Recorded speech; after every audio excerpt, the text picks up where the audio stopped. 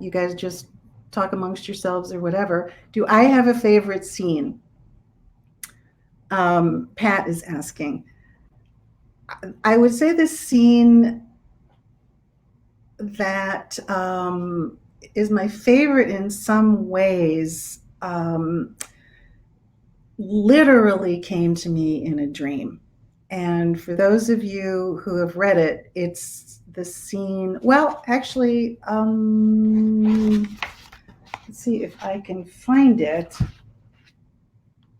I will read it, but I'm not sure if I can. Oh, there it is.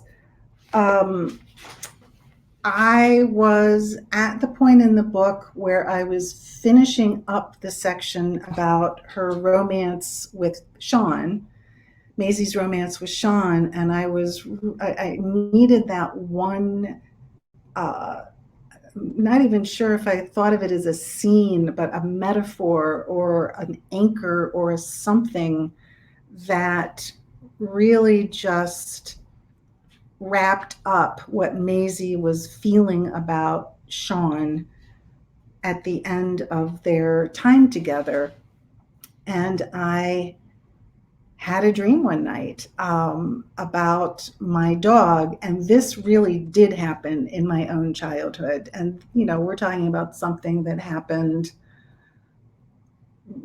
between 55 and 60 years ago. And I had this dream, and I will read the scene, and I thought, that's it. I'm having this dream because this is going to work to say what the character is feeling and thinking and needing to understand about Sean.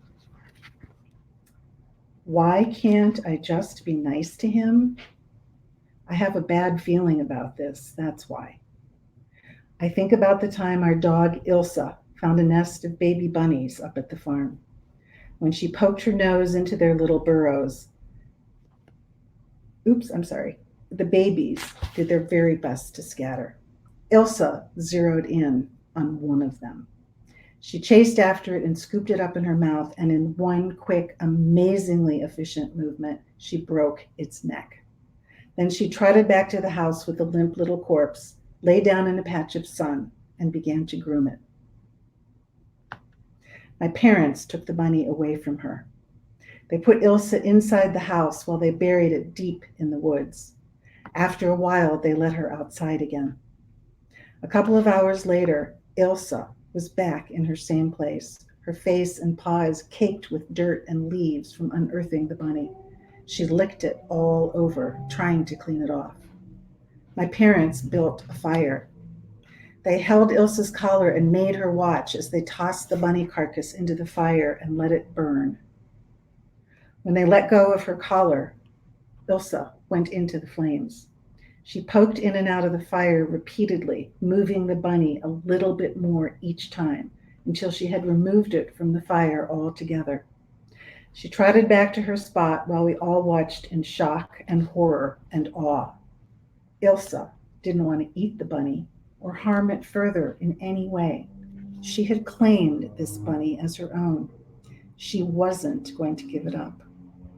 That's what I thought about Sean. That's what I thought he had done with me. He had claimed me in that same animal way.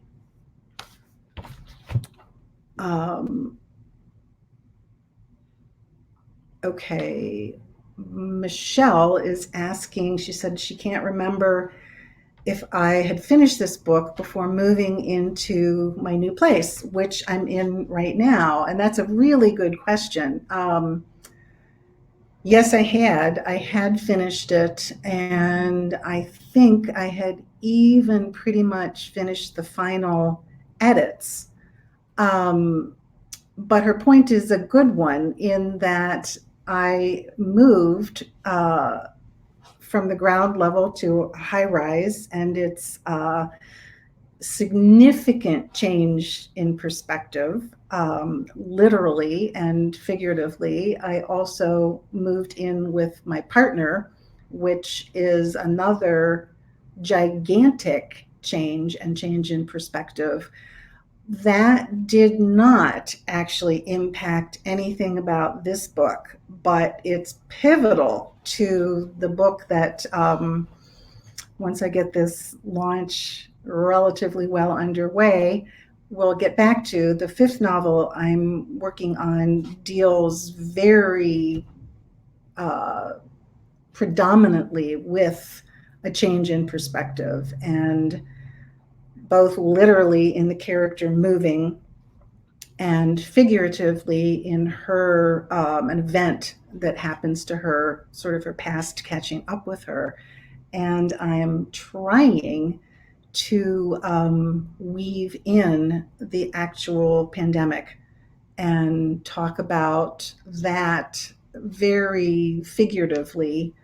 Um, I believe COVID is going to be referred to in the book as the void. Um, but it's also going to be woven in terms of the cataclysmic change in perspective that all of us are continually going through right now. But the Rocky Orchard, no, it really was not a part of this, but it's a good question. Um, Taylor Hales wants to know what drew me towards this stylistic change from my last novels tonally and subject matter. Did I deliberately go in a new direction? Um, hmm, that's a good question. As I said, this book really did begin with a place, and I'm going to talk about this almost as if I'm speaking as if I feel like I was possessed and somebody else wrote this book, which is not true. But any writer will tell you, kinda. Um, this place got inside of me and just lodged itself in terms of this farm. And then, as I said, the character of Maisie, it's like, well, who's going to be on this farm? That was next. And the character of Maisie came to me. I knew it was going to be a young woman. And then I thought, and then what's going to happen? Why is she there? What's going to happen? And I can't say too much without giving away some pretty significant things, but pretty quickly I knew why she was there. And then it's like, okay, so how do I tell that story? How does that all come to you? How do you work with it? Did I make an intentional decision to do a different style? Not really. I mean, as I said, the place and the characters sort of possessed me, and then it becomes their story and Lula's story, and I felt like this is the way it needs to be told.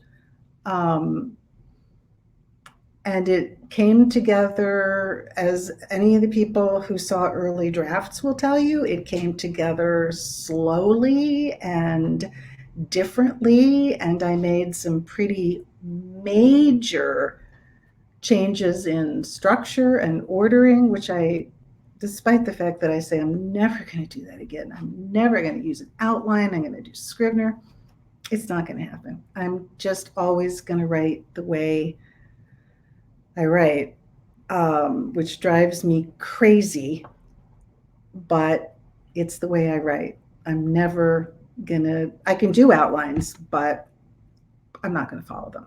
So, um, thank you. Bill Horseman is just telling me how much he loves that particular section about